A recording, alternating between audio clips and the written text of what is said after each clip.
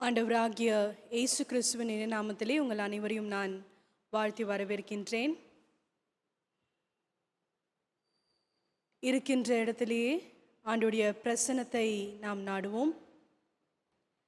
சற்று நேரம் அமைதியாக இருந்து இம்மட்டுமாக நம்மை பாதுகாத்து பராமரித்து வழிநடத்தி வந்த ஆண்டுடைய பிரசன்னத்தை நாம் உணர்வோம்.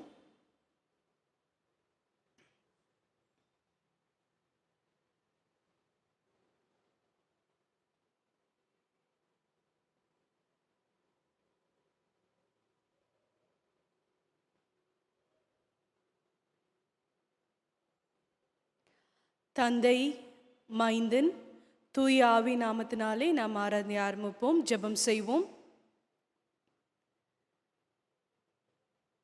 ஜீவனுள்ள நல்ல தேவனே, கர்த்தாவே, இந்த நாளுக்காக நன்றி செலுத்துகின்றோம்.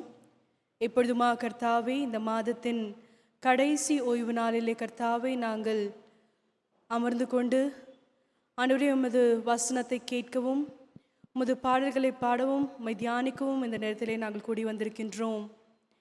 ஆண்டவரே, இந்த மாதம் முழுதுமாக கர்த்தாவே நீர் எங்களை காத்து வழிநடத்தின கிருபைகளுக்காக நன்றி செலுத்துகின்றோம். ஆண்டவரே, இந்த கடைசி வாரத்தன்று கர்த்தாவே முதல் நாள் அன்று உமது சன்னிதானத்திலே குடும்பமாக அமர்ந்து கொண்டு உம்முடைய பிரசன்னத்தை நாங்கள் நாட வந்திருக்கின்றோம். இந்த நேரத்தை நீங்கள் ஆசீர்வாதம் தரும்படியாக நாங்கள் வேண்டிக் கொள்கின்றோம். எங்களோடு கூட வாரும் கர்த்தாவே. ஆண்டவரே, நாங்கள் தியானிக்கின்ற உம்முடைய வசனத்தையும் பாடல்களையும் நீங்கள் ஆசீர்வாதம் தரும்படியாக நாங்கள் வேண்டிக் கொள்கின்றோம். ஆண்டவரே, ஆராதனையின் துவக்கம் முதல் முடிப்பதும் வரை நீர்தாமே உமது பிரசரத்தினாலே நீங்கள் நிரப்பும்படியாக நாங்கள் வேண்டிக் கொள்கின்றோம். எங்கள் சிந்தனைகளை ஒருமுகப்படுத்தி எங்கள் செவிகளை திறந்து எங்கள் உள்ளத்தை திறந்து ஆண்டவரே உம்மை மட்டுமே நாங்கள் நோக்கி பார்க்க, உம்மை மட்டுமே நாங்கள் தியானிக்க நீர்தாமே எங்களுக்கு கிருபை செய்யும்படியாக நாங்கள் வேண்டிக் கொள்கின்றோம். இந்த மிகுதியான நேரத்தை கர்த்தாவே உமது கருத்துக்குள்ளாக நாங்கள் கொடுக்கின்றோம். நீர்தாமே எங்களை வழிநடத்தும்படியாக நாங்கள் வேண்டிக் கொள்கின்றோம். துதி கன மகிமைக்கு செலுத்துகின்றோம் இயேசு கிறிஸ்துவின் நாமத்தினாலே, ஆமென். ஆண்டுடைய நாம மகிமைக்காக பாமாலையிலே 16வது பாடலை நாம் சேர்ந்து பாடுவோம். பாமாலையிலே 16வது பாடல், ஆ கர்த்தாவே தாழ்மையாக என்ற பாடலை நாம் சேர்ந்து பாடுவோம்.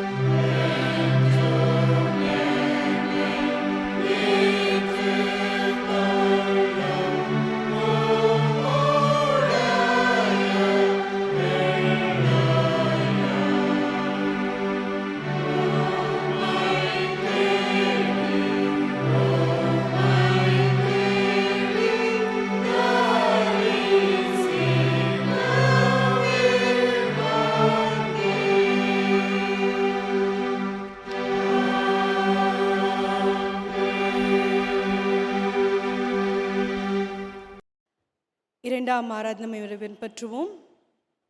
வழிபாட்டு நூலிலே 76வது பக்கம் 2ஆம் ஆராதனை முறைமை. நாம் கடவுளை தொழுவோம். கடவுள் ஆவியாக இருக்கின்றார். அவரை தொழுது கொள்கின்றவர்கள் ஆவியோடும் உண்மையோடும் அவரை தொழுது கொள்ள வேண்டும். நம்முடைய பிதாவாகிய கடவுளாலும் கர்த்தராகிய இயேசு கிறிஸ்துவினாலும் உங்களுக்கு கிருபையும் சமாதானமும் உண்டாவதாக. இது கர்த்தர் உண்டு பண்ணின நாள், இதிலே களி கூர்ந்து மகிழ கடவோம். பக்கம் 79. ஆண்டவரே, எங்கள் உறுதிகளை திறந்தருளும். அப்பொழுது எங்கள் வாய் உம்முடைய புகழை அறிவிக்கும். பிதாவுக்கும் குமாரனுக்கும் பரிசுத்த ஆவிக்கும் மகிமை உண்டாவதாக. ஆதியிலும் இப்பொழுதும் எப்பொழுதுமான சதா காலங்களிலும் மகிமை உண்டாவதாக. ஆமீன். திரியே கடவுளை போற்றுவோம். சேனைகளின் கடவுளாகிய கர்த்தரே, நீர் பரிசுத்தர் பரிசுத்தர் பரிசுத்தர். வானமும் பூமியும் உமது மகிமையால் நிறைந்திருக்கின்றன. உன்னதத்திலே ஓசன்னா. கர்த்தரின் நாமத்தினாலே வந்தவரும் வருகிறமானவர் சோத்தரிக்கப்பட்டவர். உன்னதத்திலே ஓசன்னா. கடவுளே, நீர் பரிசுத்தர். கடவுளே, நீர் பரிசுத்தர். சர்வ வல்லவரே, நீர் பரிசுத்தர். சர்வ வல்லவரே, நீர் பரிசுத்தர். சாவாமையுடையவரே, நீர் பரிசுத்தர். சாவாமையுடையவரே, நீர் பரிசுத்தர். ஆண்டவரே, எங்களுக்காக சிலுவில் அன்னைங்கள் மீட்பரே, எங்கள் மேல் கிருபையாயிரும். ஆண்டவரே, எங்களுக்காக சிலுவில் அறையுண்ட எங்கள் மீட்பரே, எங்கள் மேல் கிருபையாயிரும். பரிசுத்த ஆவியாகிய ஆண்டவரே, எங்கள் மேல் கிருபையாயிரும். பரிசுத்த ஆவியாகிய ஆண்டவரே, எங்கள் மேல் கிருபையாயிரும். ஆண்டவரே, எங்கள் ஜெபங்களையும் எங்கள் ஆராதனை ஏற்றுக்கொண்டு எங்கள் மேல் கிருபையாயிரும். ஆண்டவரே, எங்கள் மேல் மனதுருகி எங்கள் மேல் கிருபையாயிரும். பாவரிக்கை. நமக்கு பாவமில்லை என்போமானால் நம்மை நாமே வஞ்சிக்கலாவோம். நமக்குள் உண்மை இல்லை. நமது பாவங்களை அறிக்கையிட்டால் பாவங்களை நமக்கு மன்னித்து எவ்வித அனிதமும் நீங்க நம்மை சுத்திகரிப்பதற்கு அவர் நம்பத்தக்கரும் நீதிமுள்ளவர். நான் எழுந்து என் தகப்பன் இடத்திற்கு போய், தகப்பனே, பரத்துக்கு விரோதமாகவும் உமது பார்வையிலும் பாவம் செய்தேன். இனி உம்முடைய மகன் என்று சொல்லுவதற்கு நான் பாத்திரன் அல்ல. உமது கூலிக்காரனில் ஒருவனாக என்னை வைத்துக் கொள்ளும் என்பேன். கடவுள் ராஜ்யம் சமீபத்திருக்கின்றது. மனம் திரும்பி சுவிசேஷத்தில் நம்பிக்கை வையுங்கள். நமது பலவீனங்களுக்காக பரிதவிக்க முடியாத பிரதான ஆசாரர் நமக்கிராமல் எல்லாத்திலும் நம்மை போல் சோதிக்கப்பட்டும் பாவம் இல்லாத பிரதான ஆசாரரே நமக்கு இருக்கின்றார். நாம் முழங்கால் படியிட்டு மௌனமாக நம்மை நாமே சோதித்தறிவோமாக. சற்று நேரம் அமைதியாக இருந்து நம்முடைய பாவங்களை ஆண்டவரிடத்தில் அறிக்கை செய்வோம்.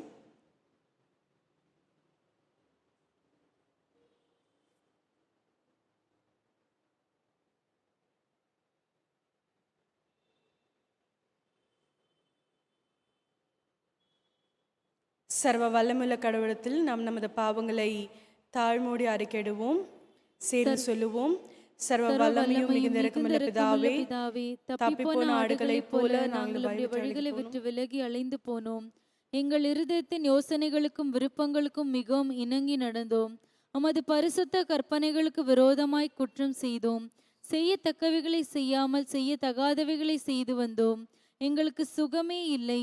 ஆனாலும் ஆண்டவரே, தேவரீர் எங்கள் ஆண்டவராகி இயேசு கிறிஸ்துவின் மூலமாய் மனிதருக்கு அருள செய்த வாக்குத்தத்தங்களின்படி நிர்பாகியமுள்ள குற்றவாளிகளாகி எங்களுக்கு இறங்கும். தப்பிதங்களை அறிக்கையிடுகிற எங்கள் மேல் பொறுமையாயிரும். பாவத்தின் நிமித்தம் துக்கப்படுகிற எங்களை சீர்படுத்தும்.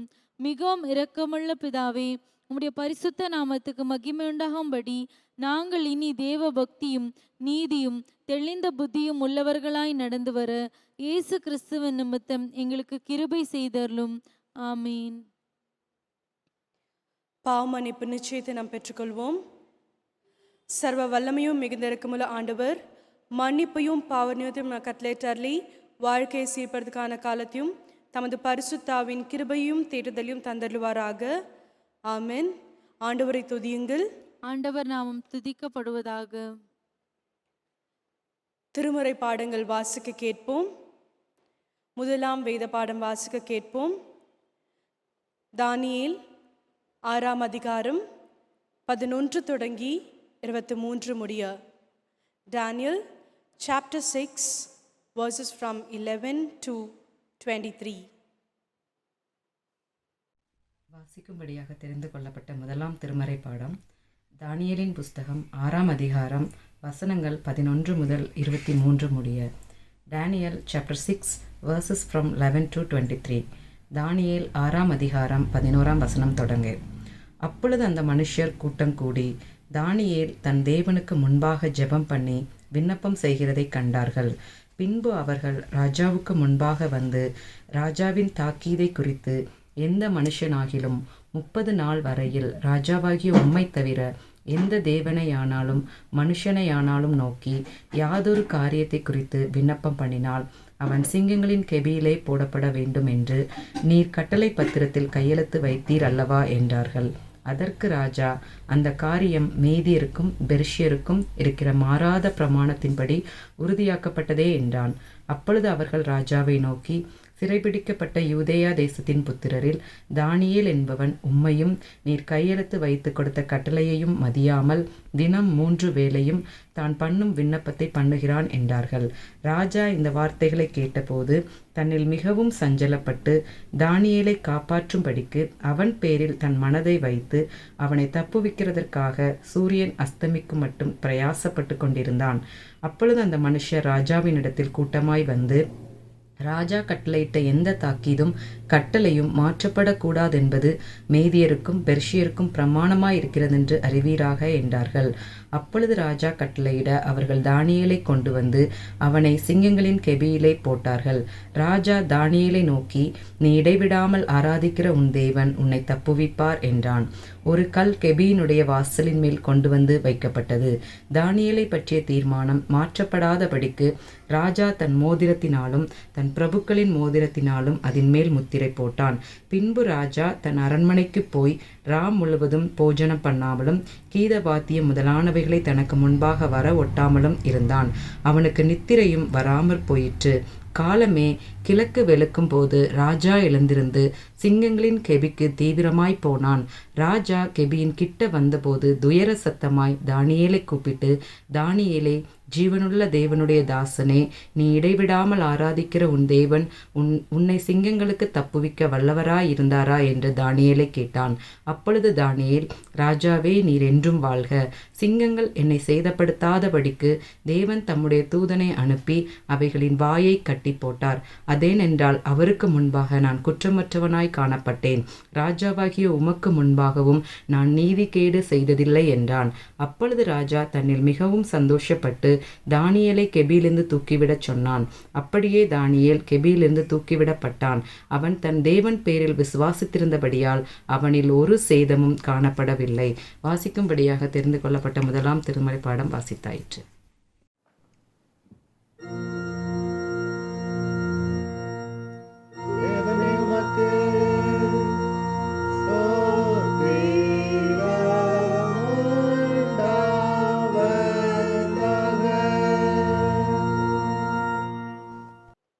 ஆண்டுடைய நாம மகிமைக்காக கன்வென்ஷன் பாடல்களிலே 239வது பாடலை நாம் சேர்ந்து பாடுவோம். 239வது பாடல், இயேசு கிறிஸ்துவின் நாள் என்ற பாடலை நாம் சேர்ந்து பாடுவோம்.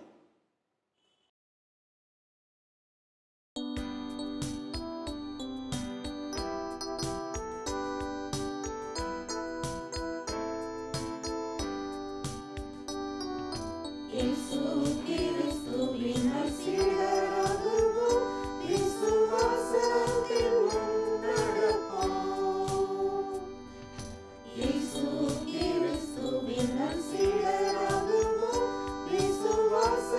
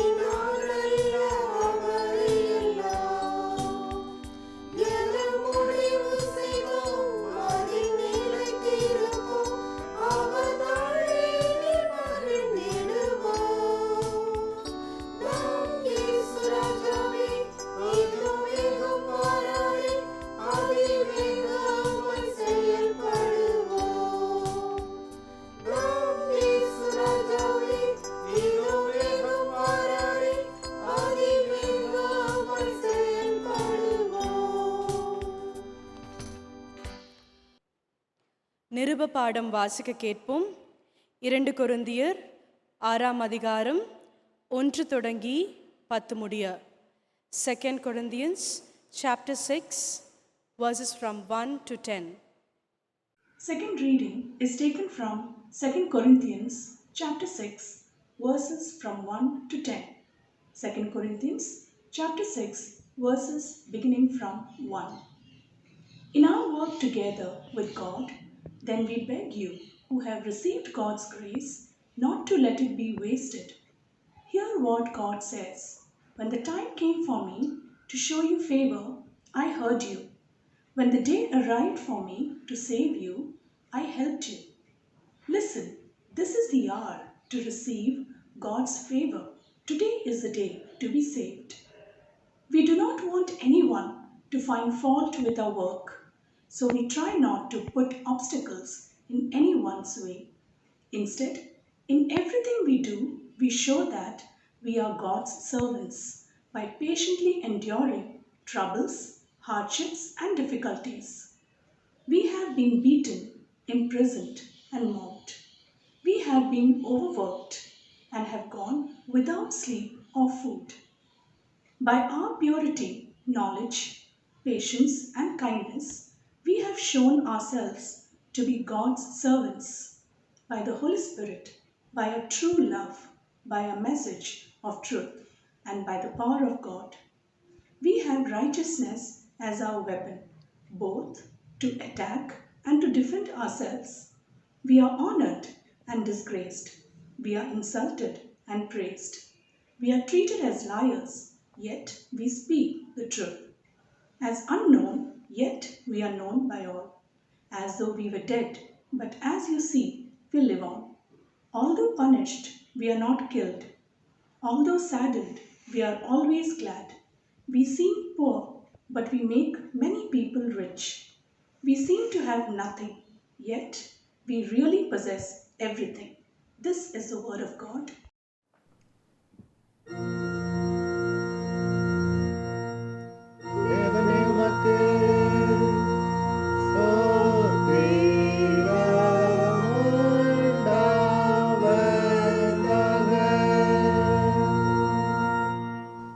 சுவிசேஷ வேத பாடம் வாசிக்க கேட்போம்.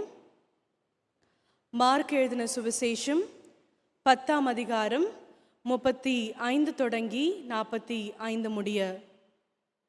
Mark chapter 10 verses from 35 to 45.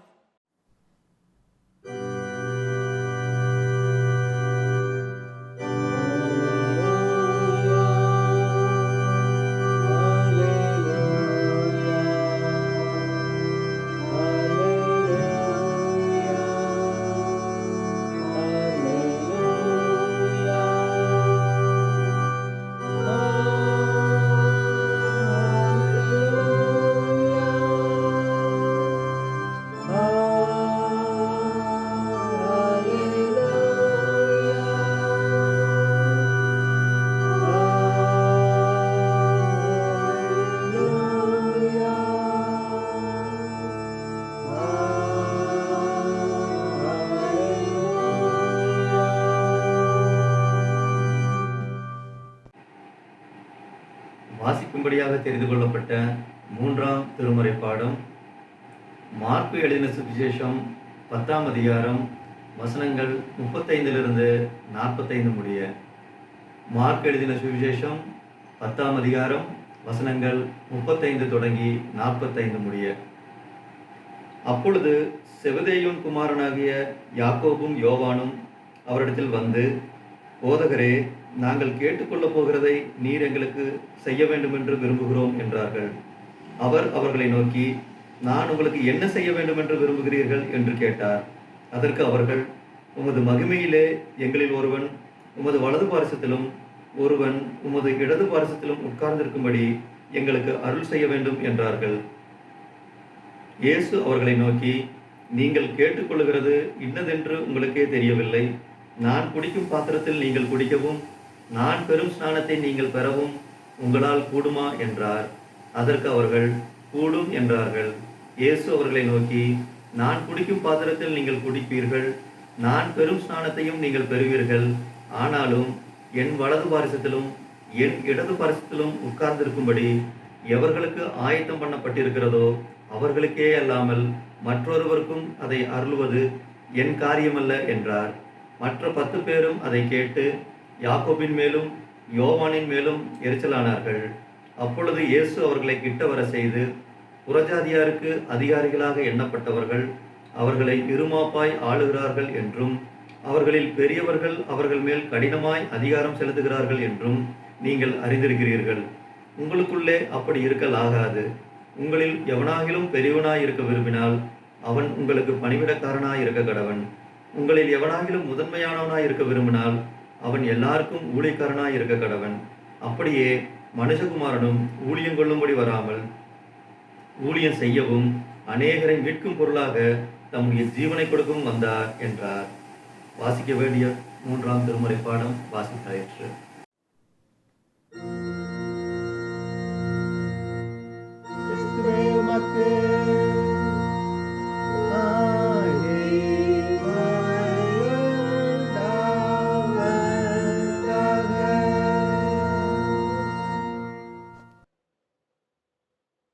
மறுபடியும் ஆண்டவருடைய நாம மகிமைக்காக கீர்த்தனையிலே 288வது பாடலை நாம் சேர்ந்து பாடுவோம். கீர்த்தனையிலே 288வது பாடல், எங்கேயாகிலும் சுவாமி என்ற பாடலை நாம் சேர்ந்து பாடுவோம்.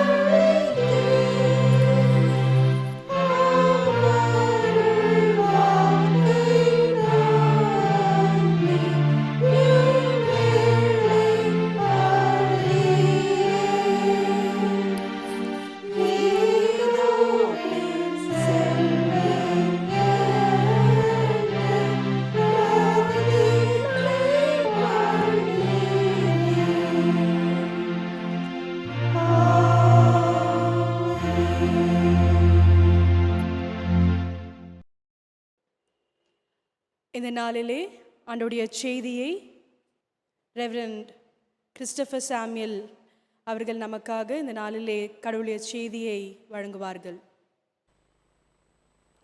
ஜெபம் செய்வோம். கிருபை நிறைந்த நல்ல கடவுளே, இந்த ஆசீர்வாதம் நிறைந்த வேளைக்காக நன்றி கூறுகின்றோம். இவ்வேளையிலும் கூட நாங்கள் ஒரே மனதோடு ஒரே சிந்தையோடு உம்மை ஆராதிக்கவும் உம்முடைய வார்த்தையை கேட்கவும் வந்திருக்கின்றோம். பரம போதகராகி நீர் உம்முடைய வார்த்தையை எங்களுக்கு போதிக்க வேண்டும் என்று விண்ணப்பம் செய்கின்றோம். உம்முடைய வார்த்தையின் வழியாக விடுதலை பெறவும், உம்முடைய வார்த்தையின் வழியாக நிறைவாழ்வை பெறவும், உம்முடைய வார்த்தையின் வழியாக எங்கள் வாழ்வையை உம்மிடம் அர்ப்பணிக்கவும் நீரே எங்களை ஏவி அருள வேண்டும் என்று விண்ணப்பம் செய்கின்றோம். நீர் போதியும் உம்முடைய வார்த்தையை கேட்டு உம்முடைய சத்தியத்தை அறிந்து உம்முடைய சத்தியத்தின் கருவிகளாக நாங்கள் செயல்பட நீரே எங்களை தூண்டி அருள வேண்டும் என்று மீட்பர் இயேசுவின் வழியாக கேட்கிறோம் எங்கள் நல்ல கடவுளே. ஆமென். அன்புக்குரியவர்களே, உங்கள் அனைவரையும் நம்முடைய ஆண்டவரும் மீட்பருமான இயேசு கிறிஸ்துவின் இனிய ஈடற்ற திருப்பெயரில் அன்புடன் வாழ்த்தி வரவேற்கின்றேன். கடவுள் உங்கள் வாழ்வில் இன்னும் பெரிய ஆசீர்வாதங்களை ஏற்படுத்த வேண்டும் என்று வாழ்த்துகின்றேன். இந்த கடினமான சூழ்நிலையிலும் கூட கடவுள் உங்களை பாதுகாத்து பராமரித்து உங்களுக்கு வேண்டிய நன்மைகளை பாராட்ட வேண்டும் என்று நான் அதிகமாக ஆண்டவரிடத்தில் மன்றாடுகின்றேன். நம்முடைய தென்னிந்திய திருச்சபையின் அருளுரை முறைமையின்படி இந்த நாளில் நமக்கு வழங்கப்பட்டிருக்கின்ற தலைப்பு அல்லது கருப்பொருள் என்னவென்றால், த காஸ்ட் ஆஃப் டிசைபிள்ஷிப், சீடத்துவத்தின் விலை அல்லது சீடத்துவத்தின் மதிப்பு என்று கூட சொல்லலாம். ஒரு சீடராக ஒரு நபர் வாழும்போது அந்த சீடத்துவத்தின் விளைவாக அவர் சந்திக்க வேண்டியவைகள், சீடராக இருப்பதற்காக அவர் இழக்க வேண்டியவைகள், இதை குறித்து தான் இந்த தலைப்பு நமக்கு பல உண்மைகளை உணர்த்துகின்றது. ஆகையால் சீடத்துவம் மிக முக்கியமான ஒரு வார்த்தை. நம்முடைய கிறிஸ்தவ ஆன்மீகத்தில் இந்த சீடத்துவம் அல்லது டிசைபிள்ஷிப் என்பது மிகவும் அவசியமான, இன்றியமையாத ஒரு வார்த்தையாக அமைகின்றது. சீடத்துவம் என்று சொல்லும்போது ஆண்டவராகிய இயேசு கிறிஸ்து இந்த உலகத்தில் வாழ்கின்ற நாட்களிலும் கூட அவருடைய பணியை செய்வதற்காக பல நபர்களை தெரிவு செய்கின்றார், அவர்களை அழைக்கின்றார். அந்த நபர்கள் இயேசு கிறிஸ்துவுடைய சீடர்களாக செயல்படுகின்றார். உயிர்த்த ஆண்டவராகிய இயேசு கிறிஸ்து கூட தன்னுடைய சீடர்களை கடைசியாக சந்திக்கின்ற வேளையில் அவர்களுக்கு சொல்லுகின்ற ஒரு விசேஷித்த காரியம் அல்லது அவர்களுக்கு வழங்குகின்ற ஒரு மிக சிறந்த பொறுப்பு என்ன என்று பார்க்கும்போது, நீங்கள் உலகமெங்கும் போங்கள், நீங்கள் உலகமெங்கும் சென்று அனைவரையும் எனக்கு சீடராக்குங்கள். Go and make disciples of all nations. உலகத்தில் இருக்கின்ற அனைத்து நாடுகளுக்கும் செல்லுங்கள், அங்கு இருக்கின்ற அனைவரையும் எனக்கு சீடராக்குங்கள் என்ற ஒரு பெரிய பொறுப்பை ஆண்டவர் நமக்கு தந்திருக்கின்றார். ஆகியால் நீங்கள் சீடர்களாக இருக்க வேண்டும் என்பது மட்டுமல்ல, நீங்கள் மற்றவர்களை சீடராக்க வேண்டும் என்பது கூட ஆண்டவராகிய இயேசு கிறிஸ்துவுடைய எதிர்பார்ப்பாக உள்ளது. ஆகியால் சீடர் என்று சொல்லும்போது அல்லது சீடத்துவம் என்று சொல்லும்போது இந்த சீடர் என்றால் யார்? இந்த சீடருடைய தனிச்சிறந்த தன்மைகள் என்ன என்ற கேள்வி நமக்குள்ளாக எழும்புகின்றது. சில நேரத்தில் நம்முடைய சமூகங்களில் கூட, திருச்சபை வட்டாரங்களிலும் கூட பலர் சொல்லுவார்கள், நான் பல தலைமுறையா கிறிஸ்தவனா இருக்கிறேன், என்னுடைய தந்தை கிறிஸ்தவர், என்னுடைய தாத்தா கிறிஸ்தவர், அவருடைய முன்னோர்களும் கிறிஸ்தவர்கள் தான், ஆகையால் நாங்கள் பல தலைமுறைகளாக கிறிஸ்தவர்களாக இருக்கின்றோம். ஆகையால் பல தலைமுறைகளாக நாம் கிறிஸ்தவர்களாக இருந்து கிறிஸ்தவ பெயர்கள் உடையவர்களாக நாம் காணப்பட்டால் நாம் சீடர்களாக மாறிவிடுவோமா? ஆண்டவராகிய இயேசு கிறிஸ்துவின் காலகட்டத்தில் கூட யோவான் ஸ்நானகன் தன்னுடைய பணியை செய்கின்ற வேளையில் பலர் என்ன சொல்லிக் கொண்டார்கள் என்றால், நாங்கள் ஆபிரகாமுடைய வம்சத்தை சார்ந்தவர்கள், நாங்கள் ஆபிரகாமுடைய பிள்ளைகள் என்று கூறினார்கள். அதற்கு யோவான் ஸ்நானகன் சொல்லுகின்ற காரியம் என்னவென்றால், ஆண்டவர் விரும்பினால், கடவுள் விரும்பினால் இந்த கல்லிலிருந்து ஆபிரகாமுக்கு பிள்ளைகளை உண்டாக்க முடியும், உண்டாக்க வல்லவராக இருக்கின்றார். ஆகையால் உங்களுடைய வம்சத்தை குறித்து, உங்களுடைய தலைமுறைகளை குறித்து, உங்களுடைய மரபுகளை குறித்து நீங்கள் பெருமை பாராட்டாதீர்கள். ஆகையால் ஒரு சீடராக இருக்க வேண்டும் என்றால் பல தலைமுறைகளாக நாம் கிறிஸ்தவர்களாக இருந்தால் மட்டும் போதாது, அதைவிட சில முக்கியமான குணாதிசயங்கள் நம்முடைய வாழ்க்கையில் காணப்பட வேண்டும். சில நேரத்தில் என்ன நினைக்கிறோம், எப்பொழுதும் ஜெபித்துக் கொண்டே இருந்தால் நாம் உண்மையான சீடர்கள் என்று, எல்லாரும் பார்க்கும்படி எப்பொழுதும் ஜெபித்துக் கொண்டே இருந்தால் நாம் உண்மையான சீடர்கள் என்று நினைக்கின்றோம். ஆனால் ஆண்டவராகிய இயேசு கிறிஸ்து சொன்னார், நீங்கள் அஞ்ஞானிகளைப் போல வீண் வார்த்தைகளை அலப்பாதீர்கள்.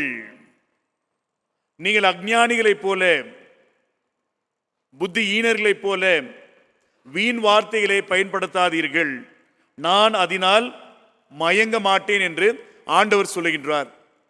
ஆகையால் வெறும் நம்முடைய ஜெப வாழ்க்கை மட்டும் நாம் உண்மையான சீடராக இருப்பதற்கு போதாது.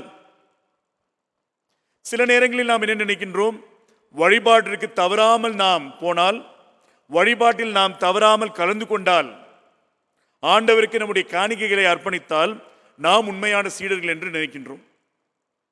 ஆனால் ஆண்டவராகிய இயேசு கிறிஸ்து மிக தெளிவாக நமக்கு உணர்த்துகின்றார், பலியை அல்ல இரக்கத்தையே நான் விரும்புகின்றேன். உங்களுடைய காணிக்கைகளை, உங்களுடைய பலிகளை, உங்களுடைய வழிபாடுகளை நான் எதிர்பார்க்கவில்லை, அதற்கு மாறாக இரக்கத்தையே நான் விரும்புகின்றேன். ஆகையால் வெறும் வழிபாடுகள், பொருளற்ற பல காரியங்கள், நம்முடைய பலிகள், இவைகளை கடவுள் ஏற்பதில்லை என்று பார்க்கும்போது வெறும் வழிபாடு, வெறும் காணிக்கைகள் மட்டும் நம்மை சீடர்களாக மாற்றுவதில்லை. சில நேரத்தில் என்ன நினைக்கிறோம், பல சமய சடங்குகளை நாம் பின்பற்றினால் நாம் உண்மையான சீடர்களாக இருக்க முடியும் என்று நினைக்கின்றோம். ஆனால் ஆண்டவராகிய இயேசு கிறிஸ்து மிக தெளிவாக கூறுகின்றார், ஓய்வு நாள் மனிதனுக்காக படைக்கப்பட்டது, மனிதன் ஓய்வு நாளுக்காக படைக்கப்படவில்லை. ஆகிய சடங்குகள் முக்கியம்தான், ஆனால் அவைகள்தான் மிக பெரியவைகள், மிக அடித்தளமானவைகள் என்பது உண்மை அல்ல. ஆகியால் சமய சடங்குகளை பின்பற்றுவதன் வழியாக நாம் சீடர்களாக நிலைத்திருக்க முடியாது. ஒருவேளை மத்தேயு 7ஆம் அதிகாரத்தில் இந்த 21, 22, 23 வசனங்களை படித்தீர்கள் என்றால் அங்கே ஆண்டவராகிய இயேசு கிறிஸ்து சொல்லுகின்றார், என்னுடைய பெயரில் நீங்கள் பல அதிசயங்களை செய்திருப்பீர்கள், வல்ல செயல்களை செய்திருப்பீர்கள், பல பிசாசுகளை நீங்கள் ஓட்டியிருப்பீர்கள், என்னுடைய பெயரிலே நீங்கள் தீர்க்க தரிசனங்களை உரைத்திருப்பீர்கள், ஆனாலும் கூட நான் உங்களை அறிய மாட்டேன். அக்கிரமக்காரர்களே, என்னை விட்டு விலகிச் செல்லுங்கள், நான் உங்களை அறியவே இல்லை என்று ஆண்டவர் சொல்லுகின்றார்.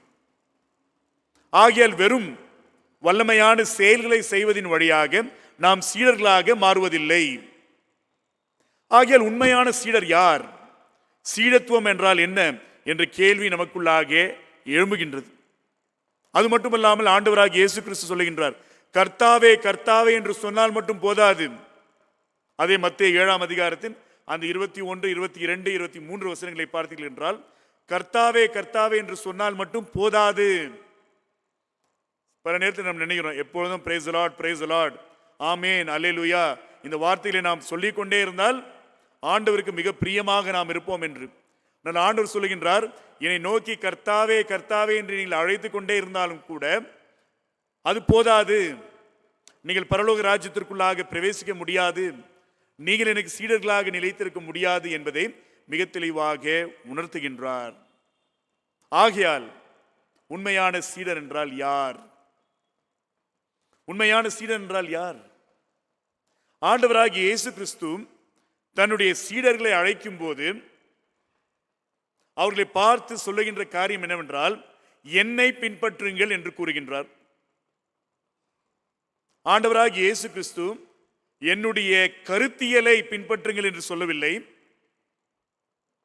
நான் உங்களுக்கு சொல்லி தந்திருக்கின்ற விதிமுறைகளை பின்பற்றுங்கள் என்று சொல்லவில்லை, நான் உங்களுக்காக ஏற்படுத்தி இருக்கின்ற இந்த கோட்பாடுகளை பின்பற்றுங்கள் என்று சொல்லவில்லை, நான் உங்களுக்காக உண்டாக்கின இந்த பழக்க வழக்கங்களை, சடங்குகளை, மரபுகளை நீங்கள் பின்பற்றுங்கள் என்று சொல்லவில்லை. அதற்கு மாறாக ஆண்டவர் என்ன சொல்கின்றார், என்னை பின்பற்றுங்கள். ஆகிய ஒரு சீடர் யார் என்று பார்க்கும்போது இயேசு கிறிஸ்துவை பின்பற்றுகின்றவர் தான் அவருடைய சீடர். மிக ஆழமான ஒரு சத்தியம். ஆகையால் தான் அப்போஸ்தலனாகிய பவுல் பிலிப்பியருக்கு கடிதத்தை எழுதுகின்ற வேளையில் 2ஆம் அதிகாரத்தில் சொல்லுகின்ற ஒரு அழகான காரியம், கிறிஸ்து இயேசுவின் சிந்தை உங்களுக்குள்ளாக இருக்க வேண்டும். Let the same mind that was in Christ also be in you. கிறிஸ்து இயேசுக்குள்ளாக இருந்த அதே சிந்தை உங்களுக்குள்ளாகவும் இருக்க வேண்டும். ஆகையால் நீங்கள் இயேசு கிறிஸ்துவை பின்பற்ற வேண்டும். அவருடைய சிந்தை, அவருடைய வாழ்வு முறை, அவருடைய பழக்க வழக்கங்கள் உங்களுடைய வாழ்க்கையிலும் கூட காணப்பட வேண்டும் என்பதை மிக தெளிவாக நமக்கு உணர்த்துகின்றவராக இருக்கின்றார். ஆகிய எனக்கு பிரியமானவர்களே, சீடர் யார் என்று பார்க்கும்போது ஆண்டவராகிய இயேசு கிறிஸ்துடைய அழைப்பை ஏற்று அவரை பின்பற்றுகின்றவர் தான் சீடர். ஆகிய இயேசு கிறிஸ்துடைய அழைப்பு எப்படிப்பட்ட அழைப்பாக இருக்கின்றது, என்னை பின்பற்றுங்கள் என்று கூறுகின்றார். ஆகிய இயேசு நம்மை பார்த்து என்னை பின்பற்றுங்கள் என்று சொல்லும்போது நாம் அவரை பின்பற்றும் போது நாம் இயேசு கிறிஸ்துவுடைய சீடர்களாக வாழ்கின்றோம், நிலைத்திருக்கின்றோம். இந்த நாளிலும் கூட நம்முடைய தியானத்திற்காக வழங்கப்பட்ட 3 முக்கியமான திருமறை பகுதிகள். இந்த 3 முக்கியமான திருமறை பகுதிகளிலிருந்து சீடத்துவத்தின் சில முக்கியமான கூறுபாடுகளை நாம் சற்று ஆராய்ந்து பார்க்க முயற்சி செய்யலாம். பழைய ஏற்பாட்டு பகுதியாக தானியேலின் புத்தகம் 6ஆம் அதிகாரம் வசனங்கள் 11 தொடங்கி 23 முடிய. தானியேல் 6ஆம் அதிகாரம் வசனங்கள் 11 தொடங்கி 23 முடிய. இந்த திருமறை பகுதியை நீங்கள் சற்று ஆராய்ந்து பார்க்கும்போது தானியேலுடைய வாழ்க்கையில் நடைபெறுகின்ற ஒரு மிக முக்கியமான நிகழ்வு. நம் அனைவருக்கும் தெரியும், தானியேல் பாபிலோனின் சிறையிருப்பில் வாழ்ந்து கொண்டிருந்த ஒரு நபர். விடுதலை இல்லாமல் அந்நிய தேசத்தில் சிறையிருப்பில் வாடிக்கொண்டிருந்த ஒரு மனிதர். ஆனால் தானியேல் திறமை வாய்ந்தவராக, அறிவு மிக்கவராக, கடவுளுடைய ஆவியுடையவராக இருக்கின்றார். ஆகையால் அவருடைய வாழ்க்கையில் பல உயர்வுகளை காண முடிகின்றது. ஒரு மிக முக்கியமான நிலைக்கு அவரால் வர முடிகின்றது. ஒரு வசனத்தை உங்களுக்காக வாசிக்கின்றேன். தானியேல் 6ஆம் அதிகாரம் 3ஆம் வசனம். இப்படி இருக்கையில் தானியேல் பிரதானிகளுக்கும் தேசாதிபதிகளுக்கும் மேற்பட்டவனாயிருந்தான். தானியேலுக்குள் விசேஷித்த ஆவி இருந்தமையால் அவனை ராஜ்யம் முழுமைக்கும் அதிகாரியாக ஏற்படுத்த ராஜா நினைத்தான். ஆகிய அந்த நாட்டில் இருக்கின்ற பிரதானிகள் அனைத்து அதிபதிகளுக்கும் மிக சிறந்தவராக தானியேல் விளங்குகின்றவராக இருக்கின்றார். அந்த நாட்டின் ராஜா, அந்த பேரரசர் தானியேலின் மேல் அதிக பாசம் கொண்டவராக, மதிப்பு கொண்டவராக, அவரை அந்த ராஜ்யத்திற்கே அதிகாரியாக, முழு ராஜ்யத்திற்கே அதிகாரியாக வைக்க அவர் நினைக்கின்றார்.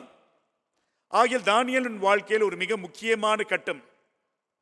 மிக விரைவில் அந்த பேரரசர் தானியேலை ஒரு மிக முக்கியமான அந்தஸ்திற்கு, ஒரு மிக முக்கியமான நிலைக்கு கொண்டு வர நினைத்திருக்கின்றார். அந்த சூழ்நிலையில் தானியேலுடைய வாழ்க்கையில் ஏற்படுகின்ற ஒரு பெரும் சோதனை. தானியேலுக்கு பிடிக்காதவர்கள், தானியேலுடைய எதிரிகள், அவர் மேல் பொறாமை கொண்டவர்கள் என்ன நினைக்கின்றார்கள் என்றால், எப்படியாவது இந்த தானியேலுடைய வளர்ச்சியை நிறுத்திவிட வேண்டும், எப்படியாவது ராஜாவுக்கும் தானியேலுக்கும் இடையில் இருக்கின்ற அந்த உறவை சீர்கெடுக்க வேண்டும் என்ற ஒரு எண்ணத்தோடு அவர்கள் செயல்படுகின்றார்கள். ஆகையால் தான் அந்த நாட்டில் ராஜா ஒரு பெரிய கட்டளையை ஏற்படுத்தி இருக்கின்றார். என்ன கட்டளை என்றால், 30 நாட்களுக்கு அந்த ராஜ்யத்தை சார்ந்த எந்த நபரும் ராஜாவை தவிர வேற யாரையும் வணங்கவும் கூடாது, அவரிடம் தன்னுடைய விண்ணப்பத்தையும் செலுத்தக்கூடாது. ராஜாவை தவிர எந்த கடவுளையும் எந்த மனிதரையும் ஒருவரும் வழிபடவும் கூடாது, அவர்களிடம் விண்ணப்பம் செலுத்தவும் கூடாது என்ற ஒரு கட்டளை அந்த ராஜ்யத்தில் இருந்தது. ஆகையால் தானியேலுடைய எதிரிகள் என்ன செய்கின்றார்கள் என்றால், நிச்சயமாக தானியேல் இந்த கட்டளைக்கு உட்படாமல் இருப்பார். ஏனென்றால் தானியேல் கடவுளுக்கு உண்மையுள்ளவர், நிச்சயமாக கடவுளிடத்தில் ஜெபம் செய்வார். அப்படி செய்தால் அவரை நாம் ராஜாவுக்கு முன்பாக நிறுத்தி அவருடைய அந்த குற்றத்தை நாம் நிரூபிக்கலாம் என்று நினைக்கின்றார்கள். அதே வண்ணமாக அவர்கள் ராஜாவுக்கு முன்பாக தானியேலை ஒரு குற்றவாளியாக வைக்கின்றார்கள். ஏனென்றால் யார் அந்த கட்டளைக்கு உட்படாமல் இருக்கின்றார்களோ அவர்கள் சிங்கத்தின் கெபியில் போடப்படுவார்கள். அதுதான் தண்டனை. ஆகிய அந்த சூழ்நிலையில் தானியேலுடைய மனநிலையை சற்று ஆராய்ந்து பாருங்கள். ஒருவேளை தானியேல் நினைத்திருக்கலாம், இந்த நாட்டில் சிறையிருப்பில் நான் வாழ்ந்து கொண்டிருக்கின்றேன், அந்நிய தேசத்தில் பல கடின பாடுகளை நான் சந்தித்துக் கொண்டிருக்கின்றேன், இப்பொழுதுதான் என்னுடைய வாழ்க்கையில் ஒரு பெரிய சாதனை புரிவதற்கான நேரம் வந்து கொண்டிருக்கின்றது, நான் ஒரு பெரிய நிலைக்கு செல்ல வேண்டிய ஒரு தருணம் எனக்கு வந்து கொண்டிருக்கின்றது, இந்த சூழ்நிலையில் நான் என்ன செய்ய வேண்டும்? ராஜா சொல்லியிருக்கின்ற அந்த கட்டளைக்கு நான் உட்பட்டால் கடவுளுக்கு நான் உண்மையுள்ளவனாக இருக்க முடியாது. கடவுளுக்கு உண்மையுள்ளவனாக நான் இருந்தால் ராஜாவுடைய கட்டளைக்கு விரோதமாக நான் செயல்பட வேண்டும். யாருடைய வார்த்தைக்கு நான் கீழ்ப்படிய வேண்டும்? கடவுளுடைய வார்த்தைக்கு கீழ்ப்படிய வேண்டுமா, இல்லை என்றால் ராஜாவுடைய வார்த்தைக்கு கீழ்ப்படிய வேண்டுமா? ஒரு மிக முக்கியமான, மிக கடினமான அறைகூவல். ஆனால் தானியேல் என்ன செய்கின்றார்? ராஜாவின் கட்டளையை விட என்னுடைய கடவுளின் வார்த்தைகள் தான் எனக்கு முக்கியம். ஆகிய என்னுடைய கடவுளை நான் வணங்குவேன். எவ்விதமான எதிர்ப்புகள் இருந்தாலும் கூட, எவ்விதமான தண்டனைகள் ஏற்பட்டாலும் கூட, எவ்விதமான கடினப்பாடுகளை நான் சந்திக்க வேண்டியதாக இருந்தாலும் கூட என்னுடைய ஆண்டவரை நான் தொழுது கொள்வேன், என்னுடைய விண்ணப்பங்களை அவரிடம் செலுத்துவேன் என்று சொல்லுகின்றார். ஆகையால் தானியேலுடைய வாழ்க்கையை பார்க்கும்போது மிக துணிவுள்ள ஒரு நபராக காணப்படுகின்றார். A very courageous person. ஆகையால் சீடத்துவம் என்று சொல்லும்போது சீடத்துவத்தில் காணப்படுகின்ற ஒரு மிக முக்கியமான தன்மை அல்லது குணாதிசயம் என்னவென்றால் துணிவு, கரேஜ். நாம் சீடராக இருக்க வேண்டும் என்றால் நாம் துணிவுள்ளவராக இருக்க வேண்டும்.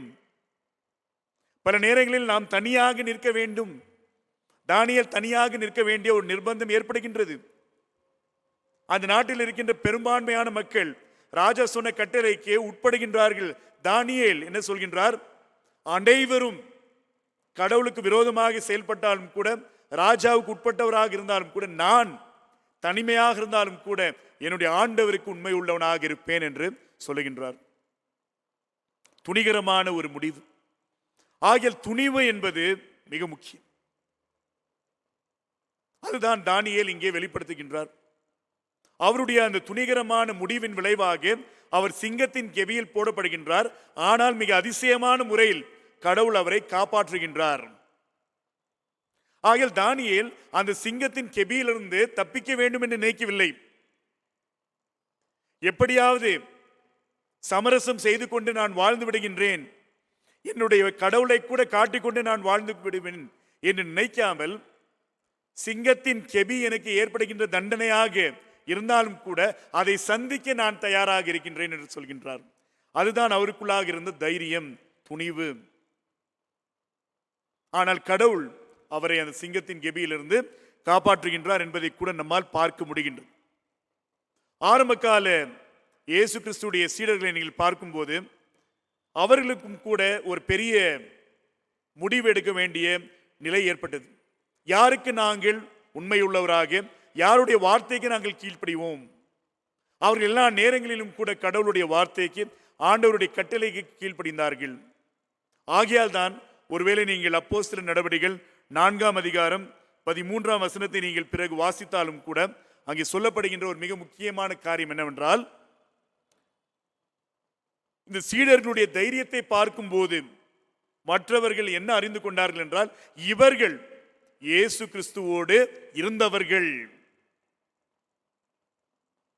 அவருடைய தைரியத்தை பார்க்கும்போது, துணிவை பார்க்கும்போது அனைவரும் அறிந்து கொண்டார்கள் இவர்கள் இயேசு கிறிஸ்துவோடு இருந்தவர்கள் என்று.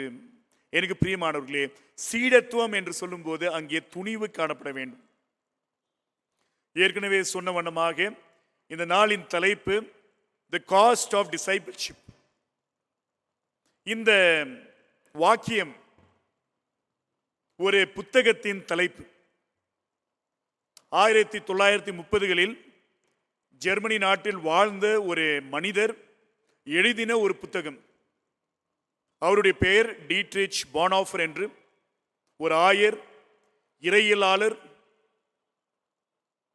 ஒரு மிக கடினமான சூழ்நிலையில் எழுதுகின்ற ஒரு புத்தகம். அடால்ஃப் ஹிட்லர் என்ற ஒரு சர்வாதிகாரி அந்த நாட்டை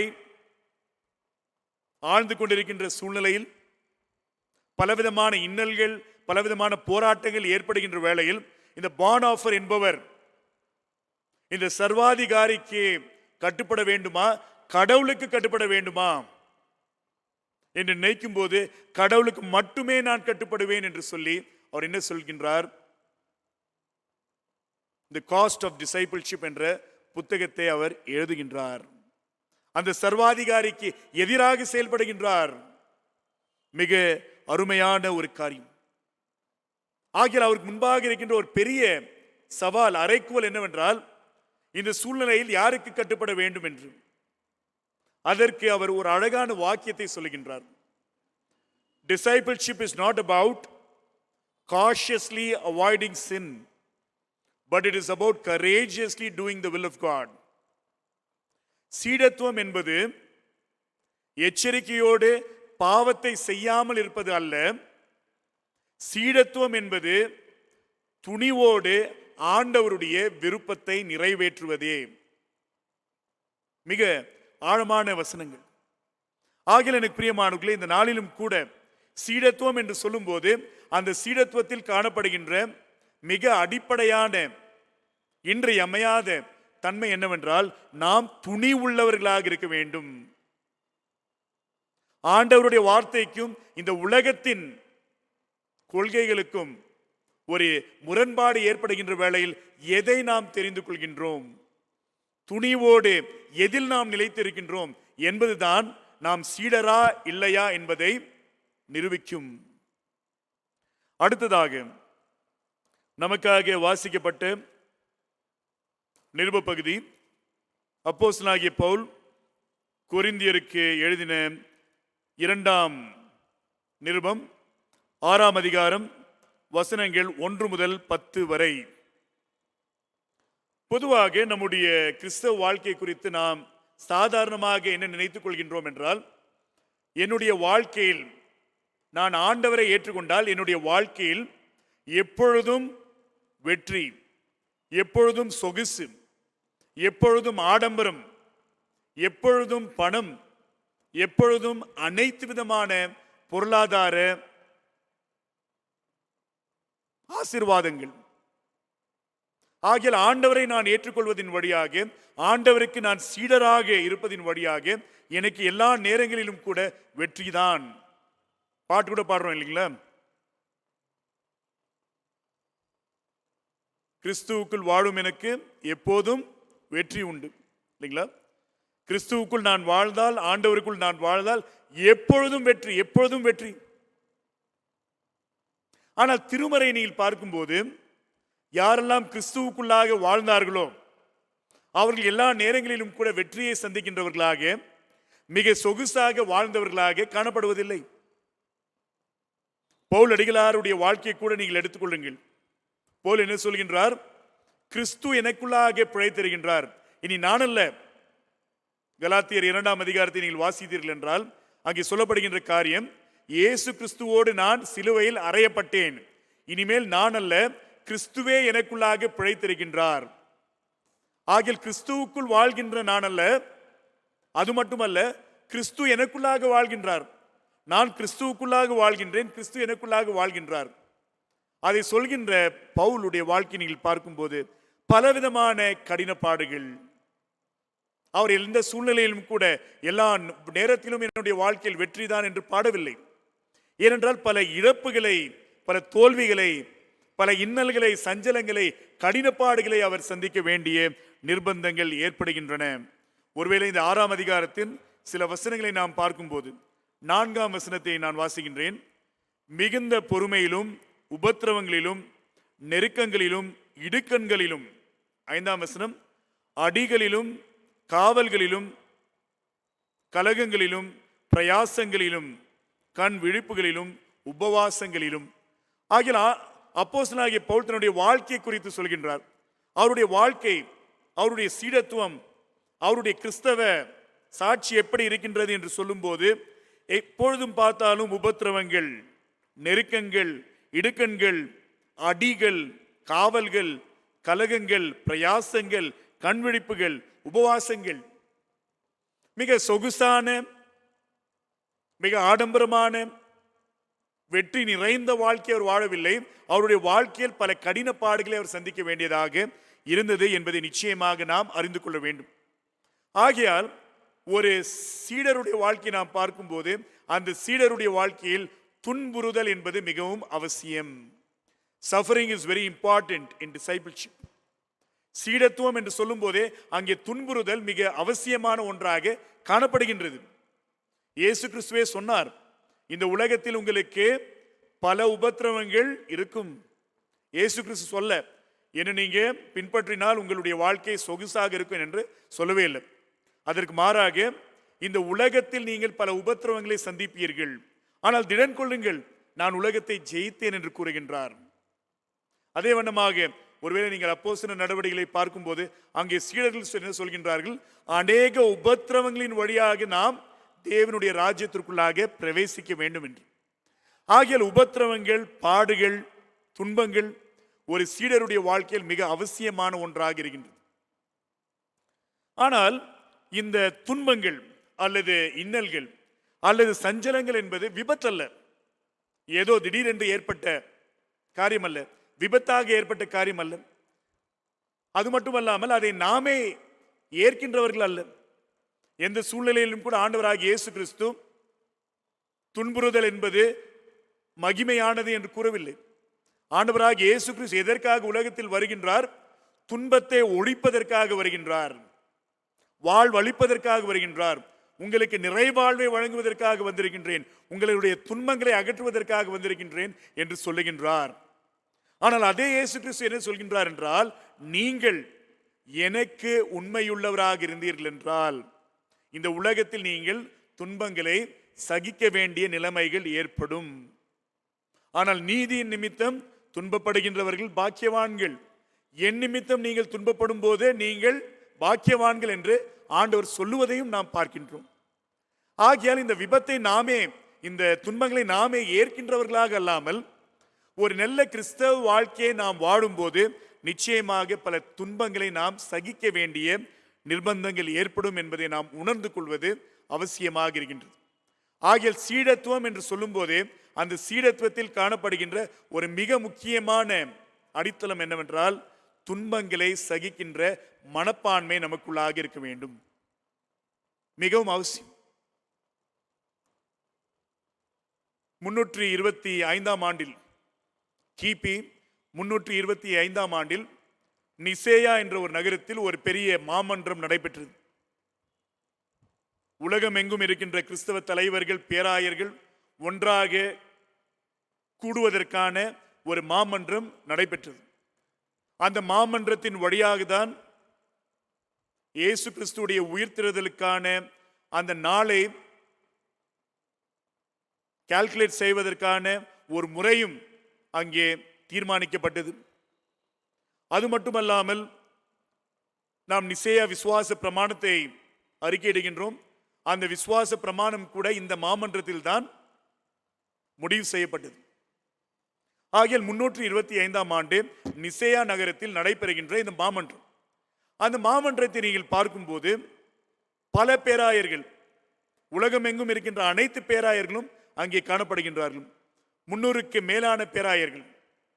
ஆனால் அந்த பேராயர்களை பார்க்கும்போது அங்கே இருக்கின்ற ஒரு மிக சிறப்பான காரியம் என்னவென்றால், ஒரு பேராயருக்கு கண் இல்லை, இன்னொரு பேராயருக்கு கால் இல்லை, இன்னொரு பேராயருக்கு கையில்லை, பல பேராயர்களுக்கு பலவிதமான காயங்கள், சரியாக அவர்களால் நடக்க முடியவில்லை, சரியாக அவர்களால் பேச முடியவில்லை. எதற்காக என்று பார்க்கும்போது இவர்கள் பல துன்பங்களை சகித்தவர்கள்.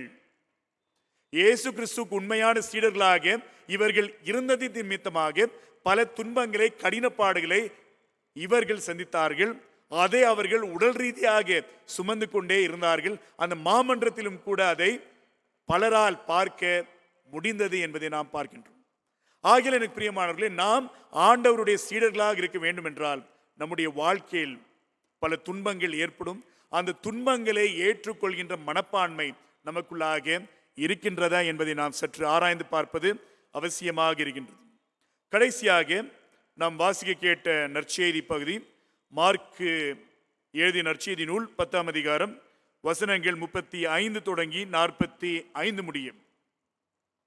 இந்த திருமறை பகுதியை பார்க்கும்போது ஆண்டவருடைய 2 சீடர்கள், செபதேயுவின் குமாரர்கள் யாக்கோபு மற்றும் யோவான், ஆண்டவராக இயேசு கிறிஸ்துவை பார்த்து, ஆண்டவரே, நீர் மகிமையாக வரும்போது நான் உன்னுடைய வலது பக்கத்திலும் என்னுடைய சகோதரன் உம்முடைய இடது பக்கத்திலும் இருக்க வேண்டும் என்று கேட்கின்றார்கள்.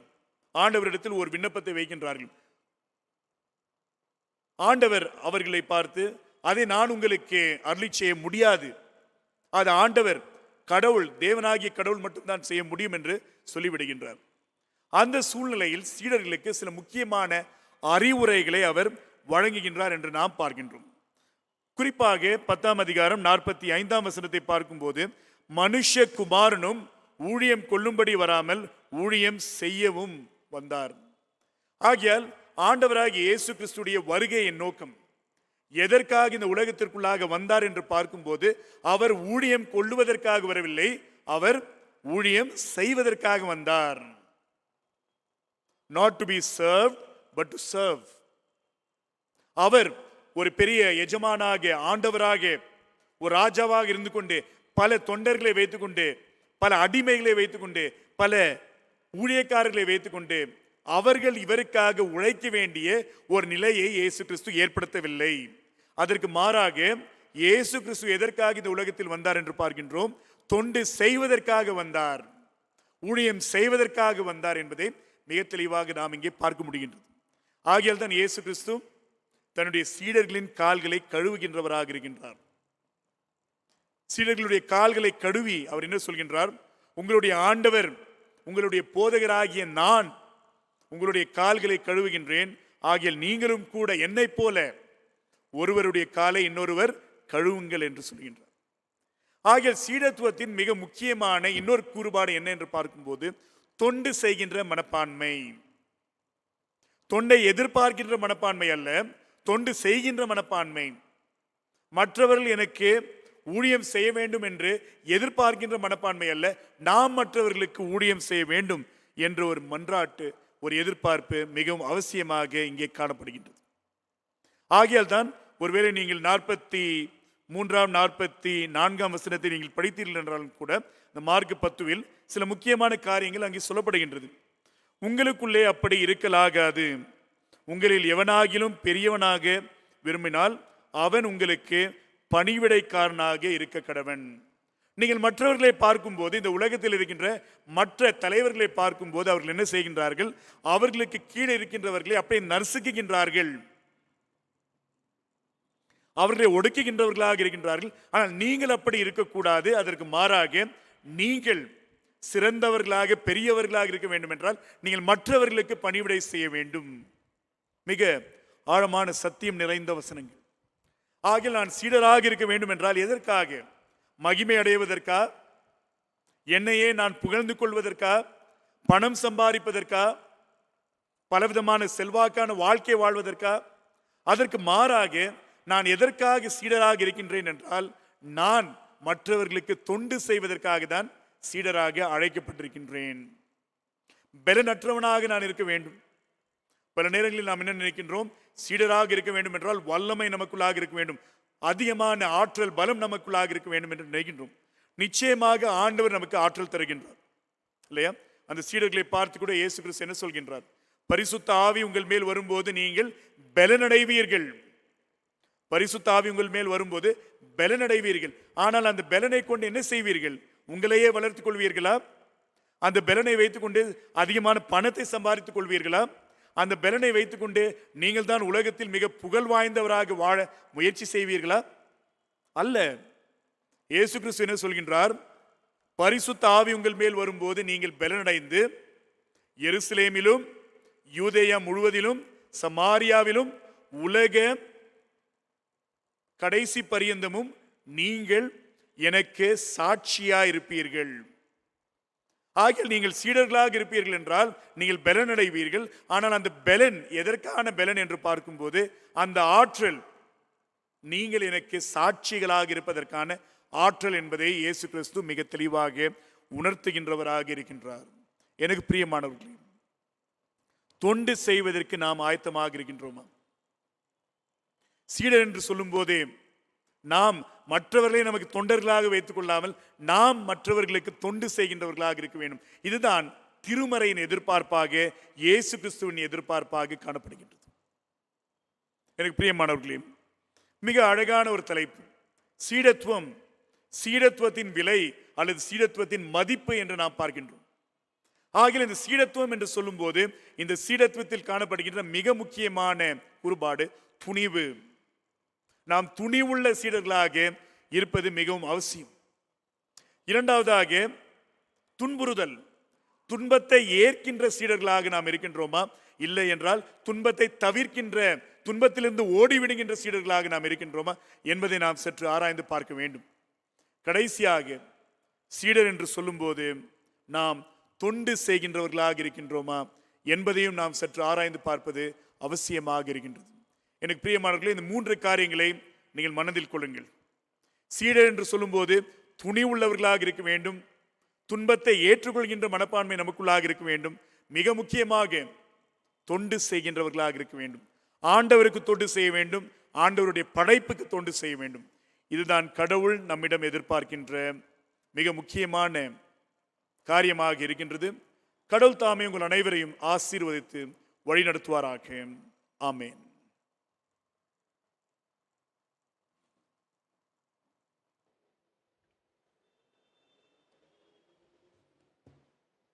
ஆண்டவருடைய வார்த்தை கேட்டு நாம் நம்முடைய விசுவாசத்தை அறிக்கையிடுவோம். 88ஆம் பக்கத்தில் இருக்கின்ற அப்போஸ்தல விசுவாச பிரமாணத்தை நாம் சேர்ந்து சொல்லுவோம். வானத்தையும் பூமியும் படைத்த சர்வ வல்லமையுள்ள பிதாவாகிய தேவனை சுவாசிக்கின்றேன். அவருடைய ஒரே குமாரனாக நாம் இயேசு கிறிஸ்துவை சுவாசிக்கின்றேன். அவர் பரிசுத்த ஆவியினாலே கன்னிமரியாளிடத்தில் உற்பவித்து பிறந்தார். போந்து பிலாத்தின் காலத்தில் பாடுபட்டு சிலுவில் அறையுண்டு மரித்து அடக்கம் பண்ணப்பட்டு பாதாளத்தில் இறங்கினார். 3ஆம் நாள் மரித்தோரிடத்திலிருந்து எழுந்தருளினார். பரமண்டலத்துக்கேறி சர்வ வல்லமையுள்ள பிதாவாகிய தேவனுடைய வலது பரிசிலை வீற்றிருக்கிறார். அவ்விடத்திலிருந்து உயிருள்ளோரையும் மரித்தோரையும் நியாயம் தீர்க்க வருவார். பரிசுத்த ஆவியும் விசுவாசிக்கிறேன். பொதுவாயிருக்கிற பரிசுத்த சபையும் பரிசுத்தவான்களுடைய ஐக்கியமும் பாவ மன்னிப்பும் சரீரம் உயிர்த்தெழுதலும் நித்திய ஜீவனும் ஒன்றென்று விசுவாசிக்கிறேன். ஆமேன். கர்த்தர் உங்களோடு கூட இருப்பாராக.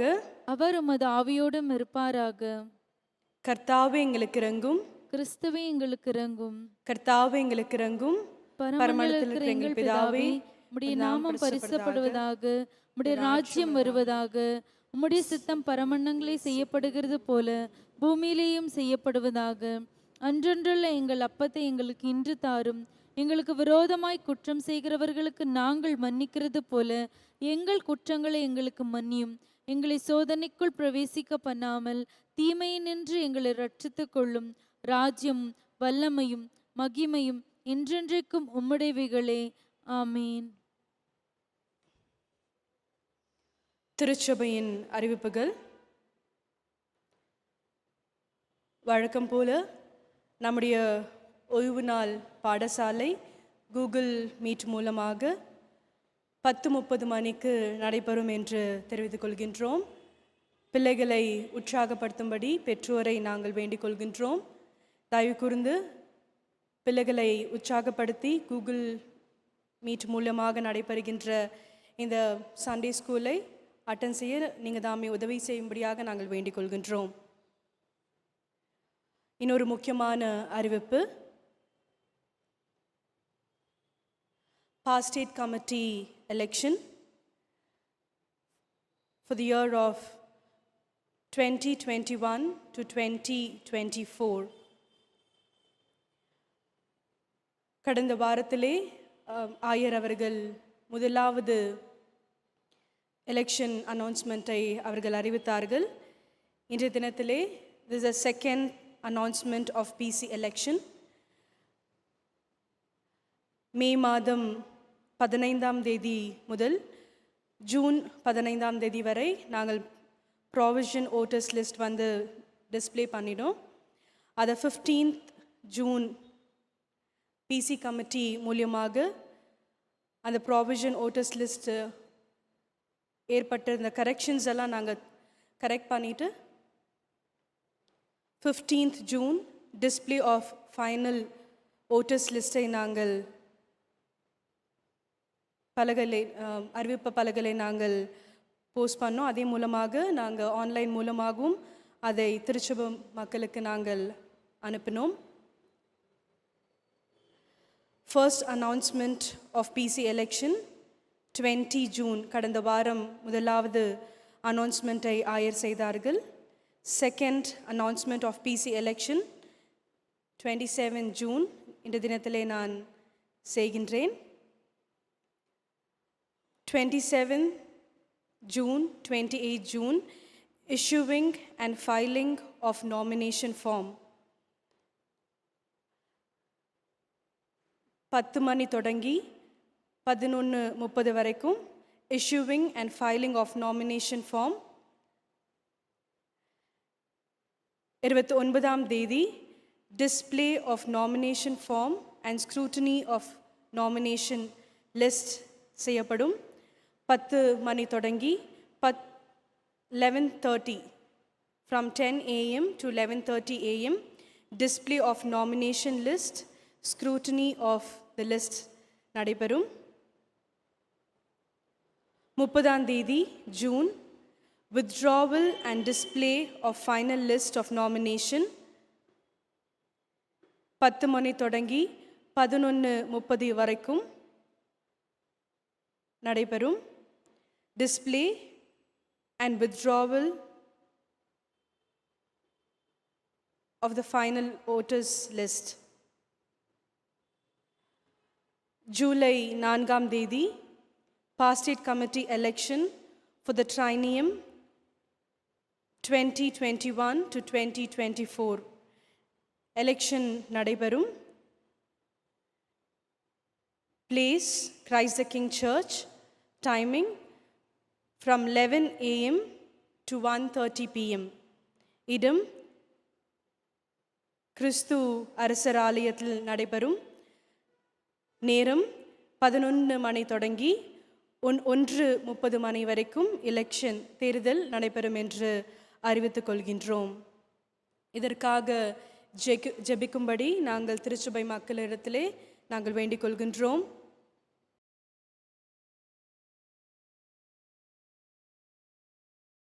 தொடர்ந்து ஜெபம் செய்வோம். துதிகளின் மத்தியில் வாசமாக இருக்கின்ற ஜீவனுள்ள நல்ல தேவனே, கர்த்தாவே, இந்த நாளுக்காக நன்றி செலுத்துகின்றோம். ஆண்டவரே, உம்மை தொழுவதற்காக கொடுத்த இந்த பெரிதான ஸ்லாக்கியத்துக்காக நன்றி செலுத்துகின்றோம். கடந்த வாரம் முழுதுமாக கர்த்தாவே, நீர் எங்களை ஆசீர்வதித்து வந்த கடவுள், இந்த புதிய நாளிலே உமது சன்னிதானத்திலே நாங்கள் இருக்கின்றோம். ஆண்டவரே, நீர் கொடுத்த இந்த தருணத்துக்காக நன்றி செலுத்துகின்றோம். ஆண்டவரே, நாங்கள் வீட்டிலே அமர்ந்தவாறு உம்மை நோக்கி பார்த்தாலும் கர்த்தாவே, உம்முடைய பிரசன்னத்தினாலே நீர் எங்களை ஆட்கொண்டு நீர் எங்களை வழிநடத்துகின்றீர். இதுக்காக நன்றி செலுத்துகின்றோம். ஆண்டவரே, இந்த நாளிலே எங்கள் திருச்சபையின் மக்களுக்காக நாங்கள் ஜெபிக்கின்றோம். ஆண்டவரே, எங்கள் திருச்சபையில் இருக்கின்ற ஒவ்வொரு குடும்பங்களையும் நீர் தாமே ஆசீர்வதிக்கும்படியாக வேண்டிக் கொள்கின்றோம். தனித்தனியாக பேராக ஆண்டவரே, அவர்களுடைய குடும்பங்களை ஆசீர்வதித்து நீர் வழிநடத்தும்படியாக வேண்டிக் கொள்கின்றோம். குடும்பத்திலே சந்தோஷம் சமாதானத்தை நீங்கள் நிலவும்படியாக நாங்கள் வேண்டிக் கொள்கின்றோம். ஆண்டவரே, கைட்டு செய்கின்ற ஒவ்வொரு காரியமும் வாய்க்கச் செய்யும்படியாக நாங்கள் வேண்டிக் கொள்கின்றோம். ஆண்டவரே, ஏற்ற சுகத்தோடு பலத்தோடு எல்லோரையும் நீங்கள் பாதுகாத்து பராமரிக்க நாங்கள் வேண்டிக் கொள்கின்றோம். இந்த கிறிஸ்து அரசர் ஆலயத்தின் இருக்கின்ற குடும்பங்களை கர்த்தாவே உமது பராமரிக்குள்ளாக நாங்கள் கொடுக்கின்றோம். நீர்தாமே அவர்களை வழிநடத்தும்படியாக நாங்கள் வேண்டிக் கொள்கின்றோம். ஆண்டவரே, இந்த நேரத்திலே நாங்கள் விசேஷமாக எங்கள் திருச்சபையிலே பிறந்த நாளை காணுகின்ற பிள்ளைகளுக்காகவும் திருமண நாளை காணுகின்ற பிள்ளைகளுக்காகவும் நாங்கள் உமது சன்னிதானத்திலே வருகின்றோம். நீர்தாமே அவர்களோடு கூட இருக்கும்படியாக நாங்கள் வேண்டிக் கொள்கின்றோம். கடந்த வருடம் முழுதுமாக நீர் அவர்களை காத்து வந்த கடவுள், இந்த புதிய ஆண்டிலே புதிய ஆசீர்வாதங்களை கொண்டு நீங்கள் பலப்படுத்தி நீங்கள் வழிநடத்தும்படியாக நாங்கள் வேண்டிக் கொள்கின்றோம். ஆண்டவரே, எல்லா காரியமும் செய்கின்ற பொழுது கர்த்தாவே, அவர்கள் உம்மை முன்வைத்து செய்ய ஆண்டவரே உமது வழியிலே பின்பற்றி நடக்க நீர்தாமே கிருபை செய்யும்படியாக நாங்கள் வேண்டிக் கொள்கின்றோம். எங்கள் திருச்சபையில் நடைபெறுகின்ற ஒவ்வொரு மினிஸ்ட்ரிக்காகவும் ஜெபிக்கின்றோம். ஆண்டவரே, சண்டே ஸ்கூல் மினிஸ்ட்ரிக்காக ஜெபிக்கின்றோம். ஒவ்வொரு பிள்ளைகளும் கர்த்தாவே கூகுள் மீட் வழியாக ஆண்டவரே ஓய்வு நாள் பாடசாலைகளை அட்டென்ட் பண்ண நீர்தாமே கிருபை செய்யும்படியாக வேண்டிக் கொள்கின்றோம். ஆண்டவரே, அதன் வழியாக அவர்கள் உம்மை அறிந்து கொண்டு உமது பிள்ளைகளாக வாழ நீர்தாமே கிருபை செய்யும்படியாக வேண்டிக் கொள்கின்றோம். அதேவனமாக கர்த்தாவே, எங்கள் திருச்சபையில் நடைபெறுகின்ற விமென்ஸ் ஃபெலோஷிப்காக ஜெபிக்கின்றோம். நீர்தாமே ஒவ்வொரு தாய்மார்களுக்காக ஜெபிக்கின்றோம். ஆண்டவரே, தாய்மார்களை ஆசிர்வதியும். குடும்பத்தை பராமரிக்கின்ற வேலையிலே நீர்தாமே ஏற்ற ஆலோசனை கொடுத்து அவர்களை வழிநடத்தும்படியாக வேண்டிக் கொள்கின்றோம். உமது ஞானத்தை கொண்டு அவர்களை போஷிக்கும்படியாக வேண்டிக் கொள்கின்றோம். இந்த விமென்ஸ் ஃபெலோஷிப் மூலியமாக கர்த்தாவே, அவர்கள் இன்னுமாக உம்மை நெருங்கி ஜீவிக்கின்ற பிள்ளைகளாக அவர்கள் இருக்க நீர்தாமே கிருபை செய்யும்படியாக வேண்டிக் கொள்கின்றோம். அதேவனமாக கர்த்தாவே, யூத் ஃபெலோஷிப்காக ஜெபிக்கின்றோம். ஆண்டவரே, ஞாயிற்றுக்கிழமை நடைபெறுகின்ற ஒவ்வொரு யூத் ஃபெலோஷிப்பாக நாங்கள் வேண்டிக் கொள்கின்றோம். இதனால் யூத் பிள்ளைகள் கர்த்தாவே இதில் பங்கு பெற்று பயனடைய நீர்தாமே கிருபை செய்யும்படியாக வேண்டிக் கொள்கின்றோம். வாலிப பிரியாத்திலையும் சிஷிகரை நேசனுமாக கர்த்தாவே, அவர்கள் உம்மை பற்றி தன்னுடைய வாழ்க்கையை காத்துக்கொள்ள நீர்தாமே கிருபை செய்யும்படியாக நாங்கள் வேண்டிக் கொள்கின்றோம். இனமாக எங்கள் திருச்சபையிலே சுகவீனமாக இருக்கின்ற பிள்ளைகளுக்காக ஜெபிக்கின்றோம். நீர்தாமே ஏற்ற சுகத்தை கொண்டு நீங்கள் அவங்களை காத்துக்கொள்ளும்படியாக வேண்டிக் கொள்கின்றோம். இந்த உலகத்திலே நீர் இருந்தபொழுது கர்த்தாவே, அநேகரை தொட்டு குணமாக்கி நீர் கர்த்தாவே, அதேவனமாக உமது ஆணி பாய்ந்த கரத்தினாலே அவர்களை தொட்டு பரிபூர்ணமான ஒரு சுகத்தை பெற்றுக்கொள்ள நீர்தாமே கிருபை செய்யும்படியாக நாங்கள் வேண்டிக் கொள்கின்றோம். இனமாக கர்த்தாவே, எங்கள் திருச்சபையிலே நடைபெறுகின்ற இந்த பாஸ்டேட் கமிட்டி எலெக்ஷனுக்காக ஜெபிக்கின்றோம். நீர்தாமே இந்த நேர்த்தியாக நடத்தி தரும்படியாக நாங்கள் வேண்டிக் கொள்கின்றோம். ஆண்டவரே, இதற்கு நாமினேஷன் ஃபைல் பண்ணுகின்ற ஒவ்வொரு பிள்ளைகளை நீங்கள் ஆசீர்வதிக்கும்படியாக வேண்டிக் கொள்கின்றோம். ஆண்டவரே, இது கடவுளுடைய ஊழியம். ஆண்டவரே, இது ஒரு முக்கியமான ஒரு பணியாக இருக்கின்றது என்பதை அவர்கள் யோசித்து, ஆண்டவரே உம்முடைய ஊழியத்துக்காக அவர்கள் செய்கின்ற ஒவ்வொரு காரியத்தையும் கர்த்தாவே நீர் பார்த்து கொண்டிருக்கின்றீர், அவர்களை வழிநடத்துகின்றீர் என்ற பயத்தோடு எல்லா காரியமும் செய்ய நீர்தாமை கிருபை செய்யும்படியாக வேண்டிக் கொள்கின்றோம். ஆண்டவரே நீர்தாமை தொடர்ந்து கர்த்தாவே இந்த எலெக்ஷன் நல்ல விதமாக நடக்க நீர்தாமை கிருபை செய்யும்படியாக வேண்டிக் கொள்கின்றோம். மறுபடியும் கர்த்தாவே எங்கள் திருச்சபை மக்களை உமது கருத்துக்களாக கொடுக்கின்றோம். அவர்களை பாதுகாத்து பராமரித்து வழிநடத்தும்படியாக நாங்கள் வேண்டிக் கொள்கின்றோம்.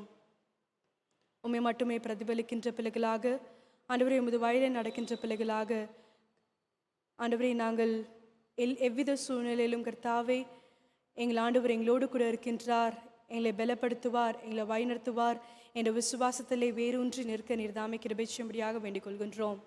எல்லா விதமான துதி கனமாக நமக்கு செலுத்துகின்றோம். இயேசு கிறிஸ்துவின் மூலமாக வேண்டிக் கொள்கின்றோம் ஜெயலபிதாவே, ஆமென்.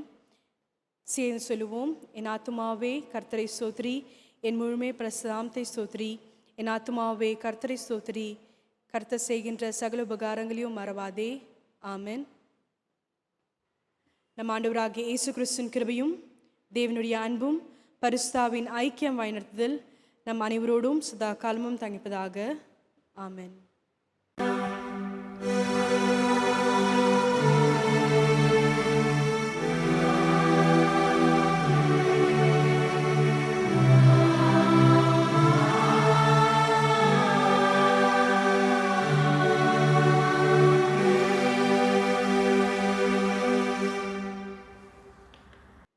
நிறைவு பாடலாக பாமாலையிலே 183வது பாடலை நாம் சேர்ந்து பாடுவோம். பாமாலையிலே 183வது பாடலை நாம் சேர்ந்து பாடுவோம்.